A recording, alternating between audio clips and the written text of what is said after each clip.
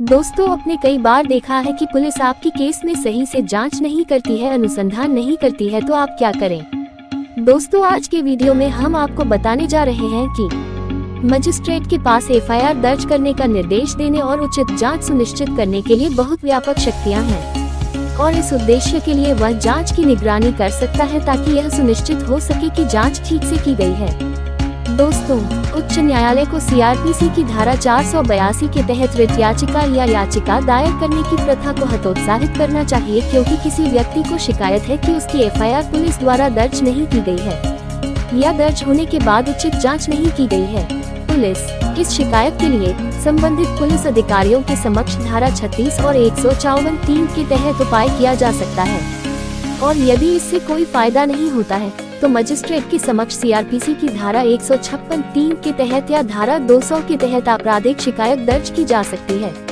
CrPC की धारा 482 के तहत रिट याचिका या याचिका दायर करके नहीं। दोस्तों, माननीय सुप्रीम कोर्ट के समक्ष साकिरी वासु बनाम उत्तर प्रदेश राज्य और अन्य का एक मामला आया था। दोस्तों, आइए जानते हैं क्या था मामला। दर्शकों से अनुरोध है कि अगर आप वीडियो पर नए हैं तो इस वीडियो को लाइक और सब्सक्राइब करें ताकि और भी नई और लेटेस्ट जानकारी आपको प्राप्त होती रहे। तो दोस्तों, आइए जानते हैं। दोस्तों, इस मामले में अपीलकर्ता का बेटा भारतीय सेना में मेजर था। उनके बेटे का शव 23 अगस्त 2003 को मथुरा रेलवे स्टेशन पर मिला था एवं जीआरपी मथुरा ने मामले की जांच की और 29 अगस्त 2003 को एक विस्तृत रिपोर्ट दी जिसमें बताया गया कि मौत दुर्घटना या आत्महत्या के कारण हुई थी। अपीलकर्ता, जो मेजर रविशंकर के पिता हैं, उन्होंने आरोप लगाया कि वास्तव में यह आत्महत्या का नहीं बल्कि हत्या का मामला है। दोस्तों, पहली कोर्ट ऑफ इंक्वायरी सेना द्वारा आयोजित की गई थी जिसने सितंबर 2003 में अपनी रिपोर्ट दी थी जिसमें कहा गया था कि यह आत्महत्या का मामला था। अपीलकर्ता व्यथित होकर इलाहाबाद उच्च न्यायालय में एक रिट याचिका दायर की गई जिसे आक्षेपित निर्णय द्वारा खारिज कर दिया गया। इसलिए याचिकाकर्ता ने इस मामले को माननीय सुप्रीम कोर्ट के समक्ष चुनौती दी। यहाँ अपीलकर्ता ने रिट याचिका में प्रार्थना की कि मामले की जांच केंद्रीय जांच ब्यूरो संक्षेप में सीबीआई से कराने का आदेश दिया जाए। चूंकि उनकी प्रार्थना उच्च न्यायालय ने खारिज कर दी थी, इसलिए विशेष अनुमति के माध्यम से यह अपील का मुद्दा था कि यदि एफआईआर पहले ही दर्ज हो चुकी है तो क्या मजिस्ट्रेट को जांच का आदेश देने का अधिकार है और क्या मजिस्ट्रेट सीबीआई जांच का आदेश दे सकता है। दोस्तों, माननीय न्यायालय ने अपने निर्णय में सीआरपीसी की धारा 156(3) का विश्लेषण किया और कहा कि भले ही एफआईआर दर्ज की गई हो और भले ही पुलिस ने जांच की हो या वास्तव में जांच कर रही हो, जो पीड़ित व्यक्ति को लगता है कि यह उचित नहीं है, जैसे कोई व्यक्ति सीआरपीसी की धारा 156(3) के तहत मजिस्ट्रेट से संपर्क कर सकता है और यदि मजिस्ट्रेट संतुष्ट है तो वह उचित जांच का आदेश दे सकता है और अन्य उपयुक्त कदम उठा सकता है और उचित जांच सुनिश्चित करने के लिए आवश्यक समझे जाने वाले आदेश पारित कर सकता है। ये सभी शक्तियां एक मजिस्ट्रेट को सीआरपीसी की धारा 156(3) के तहत प्राप्त होती हैं। दोस्तों, माननीय न्यायालय ने कहा, सीआरपीसी की धारा 156(3) एक मजिस्ट्रेट में ऐसी सभी शक्तियों को शामिल करने के लिए पर्याप्त व्यापक है जो उचित जांच सुनिश्चित करने के लिए आवश्यक है और इसमें एफआईआर दर्ज करने का आदेश देने और मजिस्ट्रेट संतुष्ट होने पर उचित जांच का आदेश देने की शक्ति भी शामिल है कि पुलिस द्वारा उचित जांच नहीं की गई है या नहीं की जा रही है।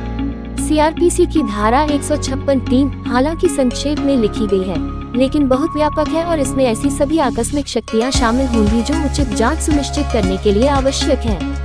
दोस्तों, कानूनी स्थिति को ध्यान में रखते हुए माननीय न्यायालय का विचार था कि यद्यपि धारा 156(3) बहुत संक्षिप्त है, धारा 156(3) सीआरपीसी के तहत मजिस्ट्रेट के पास पंजीकरण का आदेश देने की एक निहित शक्ति है। आपराधिक अपराध और या संबंधित पुलिस स्टेशन के प्रभारी अधिकारी को उचित जांच करने और उसकी निगरानी सहित उचित जांच सुनिश्चित करने के लिए आवश्यक सभी आवश्यक कदम उठाने का निर्देश देना।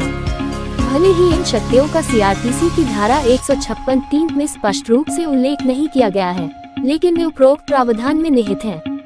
दोस्तों, मामले में इसमें कोई संदेह नहीं है कि मजिस्ट्रेट सीबीआई द्वारा जांच का आदेश नहीं दे सकता है, लेकिन न्यायालय या उच्च न्यायालय के पास अनुच्छेद 136 या अनुच्छेद 226 के तहत सीबीआई द्वारा जांच का आदेश देने की शक्ति है।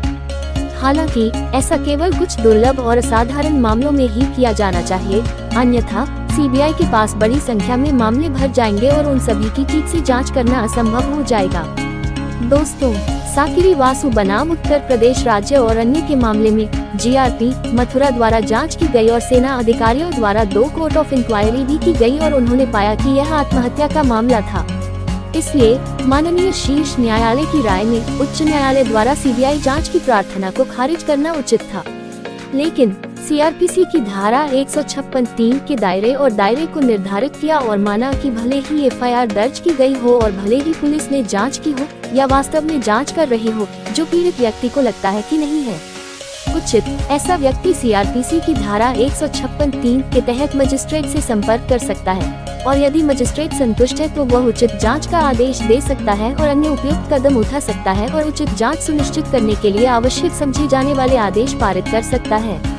ये सभी शक्तियां एक मजिस्ट्रेट को सीआरपीसी की धारा 156(3) के तहत प्राप्त होती हैं। दोस्तों, जजमेंट का लिंक वीडियो के डिस्क्रिप्शन बॉक्स में दिया है।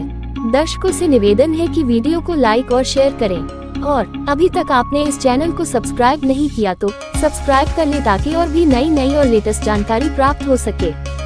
दोस्तों, और भी किसी प्रकार की जानकारी चाहिए तो नीचे कमेंट बॉक्स में कमेंट करें।